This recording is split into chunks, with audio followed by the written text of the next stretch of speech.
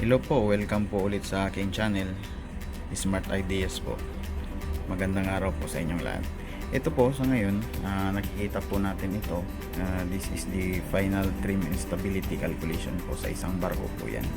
That is a bulk carrier ship po. Yan, approve po siya ng DNB po yan. Ito po, ituturo ko po ngayon kung paano po mag-calculate po ng deadweight calculation. Yun po yung kailangan po natin para makapag-book po tayo ng cargo po. Tulog po yan. Ito po, may ginawa ko na po akong example po dito. Ito po yung gagamitin ko pong formula. This is a unique formula po. Siguro po yung iba po kasi napansin ko po since po start na po ko ng mag seafarer po ay hindi ko po ito nakikita na ginagamit po ng mga chief officer ko po dati. Ito po natutunan ko lang din po at tinuro lang din po sa akin. This is the simplest way po na mag-compute po ng deadweight calculation. Hindi po ako gumagamit po dito ng interpolation po. Kung paano po, ito po, tingnan po natin. Kunwari po, we have a draft restriction at load draft. We have a load draft 1158 po. Yan po yung example natin. At density of decimal 998. That is freshwater po. Yan po, ayan, ay kinuha ko na lang po sa Trombetas, Brazil po yan. Yan po, yung formula ko po ay nearest less. Yan po, yan. Yan po yung NL formula. Nearest less formula po. Ito po pala, ito po yung final trim stability. Dito po ako tumitingin po ng displacement po dahil nandito po yung dito po natin malalaman kung saan po natin kunin yung draft, basis draft po natin. Dyan po tayo kukuha sa draft extreme, draft from bottom of keel, that is 22 mm below baseline po. Dyan po tayo kukuha. Ito po yung calculated yan po, yan sa calculated trim 0 po tayo kukuha. Yan po, ang load draft po natin ay draft restriction is 1158 po. Yan. Ngayon, titignan po natin yung 1158 dito. Sa draft extreme po tayo kukuha. Sa ngayon po, wala po tayong makikita dyan na 1158 po ito. Yung nakikita lang po natin ay 11.522 and 11.622. Yan lang po yung nakikita natin. Ang formula ko po ay nearest less formula. Ano po ba yung pinakamalapit na draft po dyan sa 1158 with regard the draft 11522 and 11622? Yan po, ang pinakamalapit po dyan ay 11522. Yan, kaya yun po ang kinuha ko po, 11522. Yan po, 11522. Pasensya na po dahil mag-isa lang po ako dito, walang tagawak ng camera po, magalaw po siya. Yan, tapos gumugulong pa po kami ngayon. Ang displacement po, kunin po natin yung displacement po ng, yan po, displacement ng 11522 kasi nearest less nga po. Yan po, 70.7332. Yan na po, sinulat ko na po kanina dito. Yan, displacement. At the same time, kunin na po natin yung TPC po ng 11522. Ang displacement po ng 11522 is 66.2. Yan na po. Yan, sinulat ko na po dyan. Yan, 66. Yan po yung displacement niya, 66.2. And para makuha po yung increments po niyan, kasi 11.522 lang po, 11.58 po ang kailangan po natin. May increments po yan. Subtract po lang po natin yan. Ang result po niyan ay 0.058. Ngayon po, para makuha mo yung increments niya, idagdag mo po sa 11.58. Ito po ang formula. Increments multiply by 100 kasi centimeter po yan. Gawin mo siya, meter, gawin mo po siyang centimeter. Kasi ang TPC po natin ay tons per centimeter po. Kaya i-multiply mo siya ng 100 para maging centimeter po ito. Dahil po ito yung 0.058, kuha mo yan sa meter. Kaya i-convert mo po muna sa centimeter, 100. Tapos tsaka mo i-times po sa TPC na nakuha mo sa 11.522. Yan po. Yan po yung formula.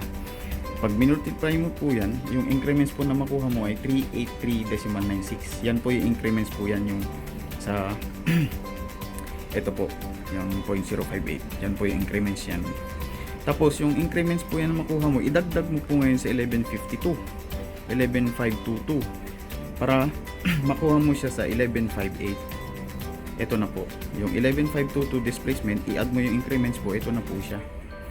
Yan, 71117 decimal 16 metric ton. This is the displacement of 1158. Pero ang lahat po ng hydrostatic table po natin is was calculated at 1.025 po. Yan po, based on ng hydrostatic po yan. Sa salt water po sila nagka-calculate po yan. Ngayon, ang kailangan po natin is 0.998. Yan po ang density po natin. Kaya, kunin po natin yung density correction. Ito na po yung formula. The displacement of 1158 at salt water, ito po yan, 7117 decimal 16. I-multiply mo lang po siya ng new density minus old density, then i-divide mo po yan lahat sa old density po. That is, the old density is the 1.025. Ngayon po, ang magiging result po niyan, ganito po yan. Unahin nyo po dito. Unahin nyo po itong i-subtract. Tapos tsaka po nyo i-multiply po dito. Then, i-divide po nyo sa old density. Yan po yung formula niyan. Ngayon po, ang makukuha nyo po niyan, that is density correction na po. Yan. Makikita nyo po yan, negative po ang result niyan. Yan. Tsaka, alam nyo naman po, pagpapunta tayo sa freshwater density, ibig sabihin, mababawasan po yung ano natin, yung kargada, yung metric ton. Kaya ganun po. Negative po yan ang result. I-subtract po natin sa 1158 na nakuha po natin sa saltwater displacement. Ito po yan kanina. Para makuha po natin yung result niya po sa true displacement 1158 po. At ito na po na displacement, density, 0.998 density.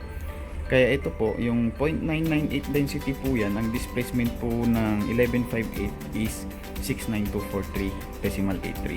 Ito na po yung displacement po ng draft na 1158 pag nagpunta ka sa yan, 0998 density po. Kasi may correction po tayo from saltwater to freshwater po yan. Yan po yung correction po niya. Yan po yung formula. Yan. Tapos, pag nakuha na po natin yan, ito na po yung 1158 at decimal 998 po na density. I-subtract po natin yung light ship. Example po, yung light ship po ng barko natin ay ito. 13,781. Depende po yan sa light ship po ng barko nyo. I-subtract nyo lang po yan.